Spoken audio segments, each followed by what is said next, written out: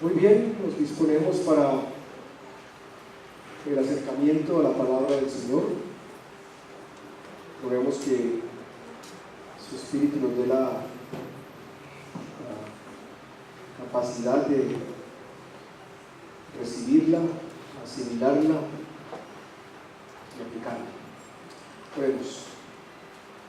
Damos gracias, Señor, por tantas bendiciones, por poder alabarte juntos como pueblo tuyo.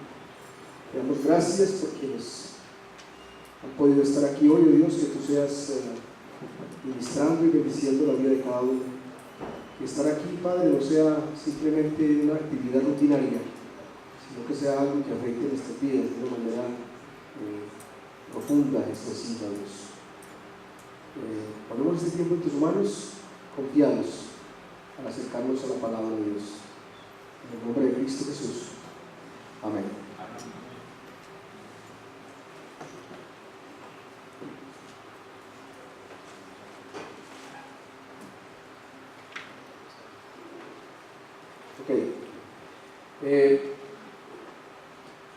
Cuando usted le pide a Dios, ¿cuál es la respuesta que más le gusta oír? Pues si todavía le pide. Porque ya Dios no le pide, le ordena. ¿Cuál es la respuesta que más le gusta oír? Sí, sí, mijito. ¿Y quieres más? Pues, realmente, cuando nos acercamos a pedirle algo a Dios, estamos sujetos, o debemos estar sujetos a su respuesta. Y sabemos que muchas veces, la respuesta no es sí. ¿Sí, no? No. Pero a veces, también muchas veces, ese no viene acompañado de un pero. Un pero. No, pero. Y entonces llama la atención sobre ese pero, porque muchas veces en ese pero es que está la verdadera respuesta que esperamos de Dios. Vamos a retomar un pasaje que es conocido por todos en su composición y es una experiencia que nos relata el apóstol Pablo en la segunda carta. Su segunda carta a los Corintios. Segunda carta del apóstol Pablo a los Corintios, el capítulo 12. Capítulo 12.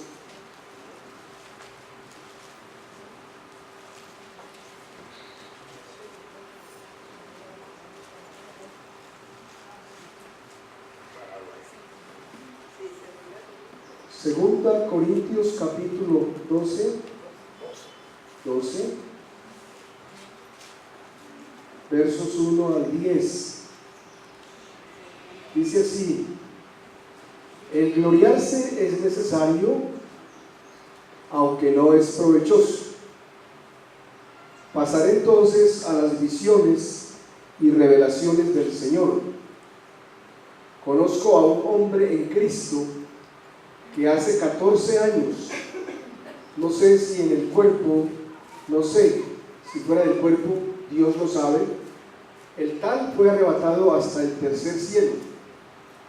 Y conozco a tal hombre, si en el cuerpo o fuera del cuerpo no lo sé, Dios lo sabe, que fue arrebatado al paraíso y escuchó palabras inefables que al hombre no se le permite expresar. De tal hombre sí me gloriaré.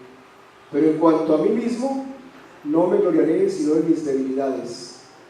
Porque si quisiera gloriarme, no sería insensato, pues diría la verdad, mas me abstengo.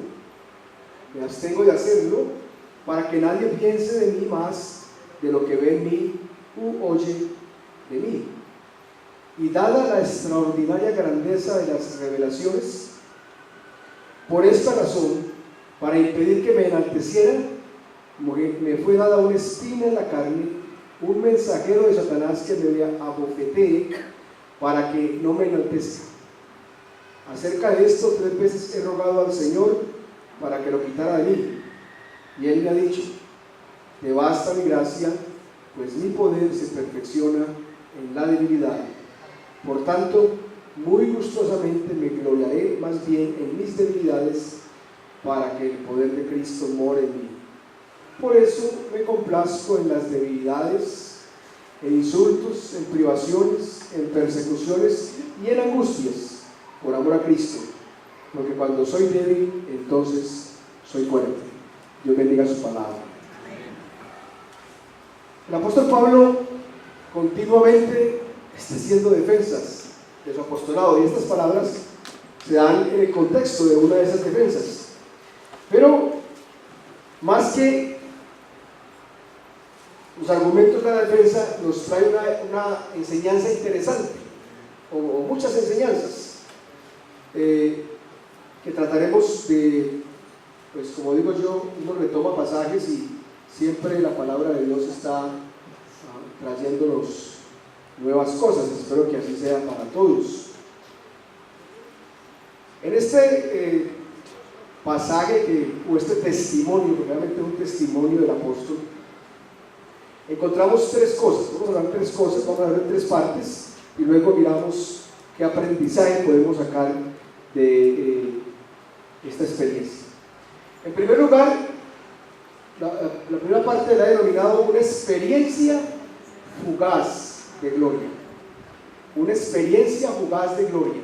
Y por el hecho de que diga fugaz, no quiero decir que no es importante, porque no son importantes esas experiencias de gloria en nuestra vida, sino porque vamos a ver más adelante qué es lo esencial de la experiencia misma que Él nos cuenta. Experiencia fugaz de gloria. Y es que todos tenemos acceso a la gloria de Dios, a momentos muy especiales, y de pronto el sentimiento común es querer quedarnos ahí. ¿Recuerdan la experiencia de la transfiguración? De Jesús con tres de sus apóstoles, que aparecen Moisés y Elías. Después de esta experiencia, que luego el apóstol Pedro en una de sus cartas al final está diciendo que sí, está casi que afirmando lo que estamos diciendo acá, que es muy buena la experiencia, pero que más bien se aferran a la palabra. Interesante. Entonces, ¿qué dijo el apóstol Pedro allí en aquella situación? El día de la transfiguración, ¿qué dijo lo último Pedro? ¿Qué le propuso Jesús? Exacto, hagamos habitaciones, tiendas, cabañas y quedémonos aquí.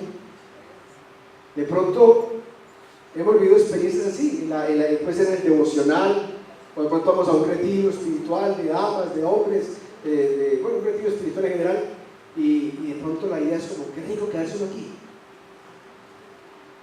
O de pronto un culto muy especial, una experiencia de alabanza y todo eso, qué rico quedarnos acá. Sí. Pero esas experiencias son fugaces, y serán siempre fugaces. La única permanente será cuando ya estemos allá, esa sí va a ser permanente. El apóstol, sabemos que muchas veces, como decía ahora, tiene que defenderse, entonces tiene que sacar sus credenciales terrenales o ministeriales, digamos. Entonces en Filipenses hay toda una disertación de que yo era esto y lo esto, y fariseo, y judío, yo no sé qué, y maestro, yo no sé qué. Escribiendo a los Gálatas también le toca hacer una defensa, pero aquí parece que la defensa requería unas credenciales más altas, unas credenciales más celestiales. Entonces, por una única vez, él cuenta en sus cartas esta experiencia.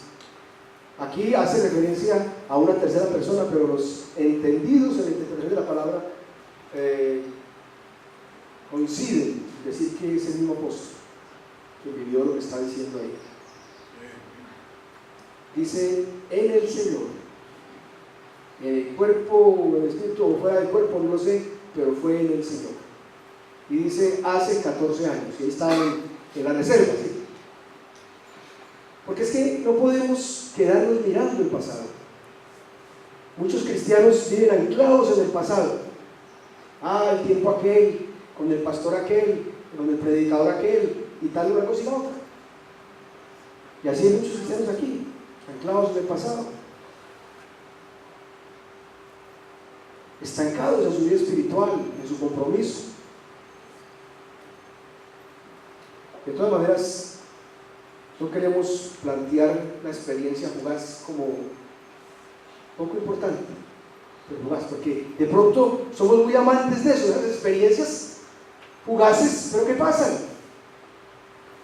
Cuando el apóstol habla acá, y como les digo, los entendidos pueden pasar mucho tiempo discutiendo, habla de un tercer cielo, no que haya 3 o 4, sino como la idea de que la experiencia espiritual fue tan profunda que la compara como a un tercer cielo y al paraíso.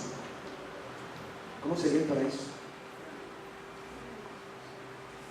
Parece que está ahí todavía disponible para el pueblo de Dios. Y dice palabras inefables. Una persona del lenguaje, del conocimiento, de la capacidad del apóstol, dice palabras que no se pueden expresar. O sea, que mi conocimiento y mi lenguaje me quedan corticos para contarles qué fue lo que oí.